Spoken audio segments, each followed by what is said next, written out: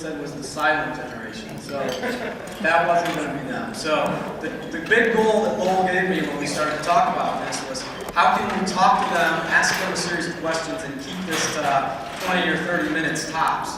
Because he knows that over the years they've all been known to kind of like to get the point across and talk. So what we're going to try and do is keep it tailored, ask a series of questions, 15 actually, in honor of the conference, and let these gentlemen kind of give us some stories about the founding of the organization, but also hopefully talk about the future for the campus card industry, where they see it going, and maybe inspire some of you to get involved in the organization, because as we said, we've introduced the current board members. These guys are some of the past board members, and there's other past board members here in the room.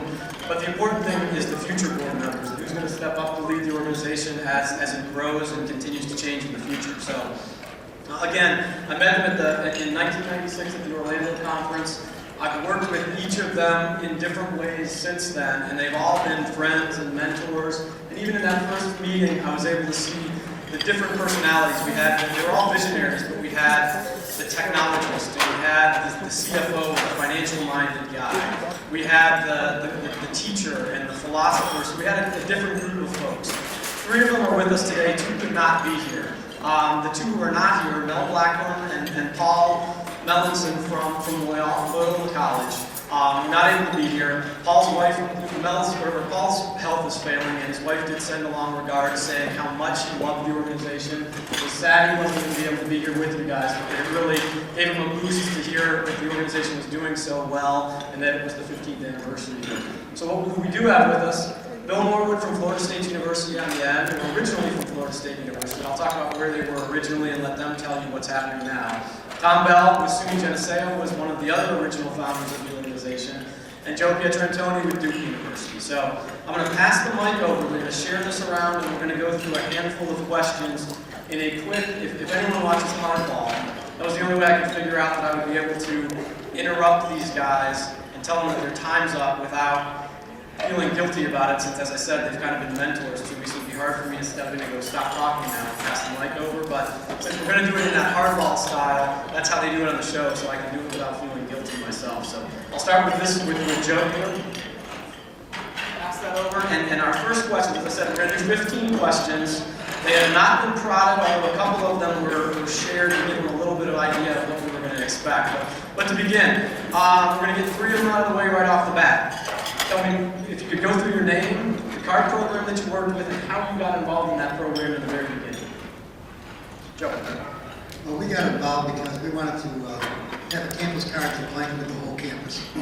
We didn't see it just as like a financial tool. We saw it as something that could do much more to do.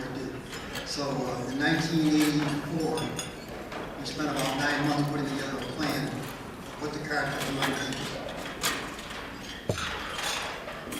Well, early on at SUNY Geneseo, it was a choice of going to a card or going to jail. So I elected, not going to jail, I elected developing a card program. We developed our own card program because the very simple declining balance program was not available. That was 1978 that we started that, and we kicked it off in 79. And that was about an $800,000 expenditure that we made, and that was at the request of the New York State Department of Taxation and Finance, because the students were selling their meal ticket booklets to the faculty. I've never really liked faculty very much. Bill Norwood, formerly Florida State University. In 1988, I was the director for IT, and I kept getting this request for an upgrade to this stupid system down in the food services. I think it was Griffin at that time, and they kept wanting to upgrade it, and I kept arguing that I didn't do anything. It was a card, and at that time it was a famous Polaroid laminated ID card, and we all know what those are. Had Social Security number plastered on, a few other minor points, but other than that, we kept denying them that. And I happened to have another project going in the cashiering system where we were trying to figure out how to disperse financial aid and do a few other things. So in 1989, I had a bank come in and try to explain to me how credit card works. And we started developing a prepaid debit card back in 1989. The only problem was they couldn't print on plastic. so a minor issue at that point, but worked with Metacard and we developed the capability to print on plastic cards in 1990. So that's got us started. And Bill, hang on to the mic there, and we'll come back this direction now. How about you guys have all been through a lot of the products that are out there seeing in the exhibit hall, like you mentioned, the card printers and things. You were there in the early days when these technologies were first kind of coming to bear and helped to influence the industry and build things like that. But of all the things that you did with your card program, what would be your fondest or your proudest moment with all the accomplishments of the FSU card? Fondest and proudest? Proudest. I think it would probably be two things. One would be the start of the card application technology center at Florida State University, which we started in '92, which turned out to be real close to Florida State and the industry as a whole. We gave seminars for many years out of there, teaching everybody else what we knew about cards and what we had learned. And then I think the next one would be actually being lucky enough to be one of the guys that helped get NACCU started. I think those would be my two key points. Well, I think obviously working with NACCU is a big highlight because I got to meet lots of great people, and we did have a great time, and still do.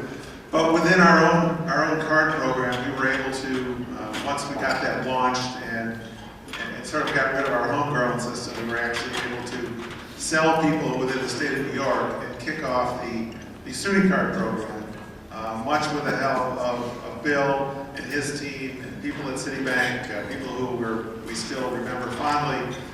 And that program, we issued about 500,000 cards to about 37 campuses, and we had the unique experience of making Bill Norwood land in Syracuse, New York in an ice storm. So those were highlights. Mine was the convincing the trustees at Duke that I could borrow about $900,000 to start phase one of our card plan.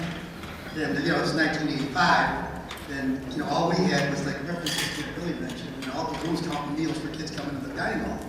And I was getting up in front of them and saying, this is a good idea. We're going to do a lot of things way beyond financial transaction management. We're going to go into all kinds of things that will managerial intelligent documents, reports. So we put them up on a screen. And I kept looking at them and thinking, are they buying in or are they going to throw me out of the room? So my proudest moment was that they voted on it unanimously to give me the money on a 3-year note to pay it back to a bank. And we started a new card.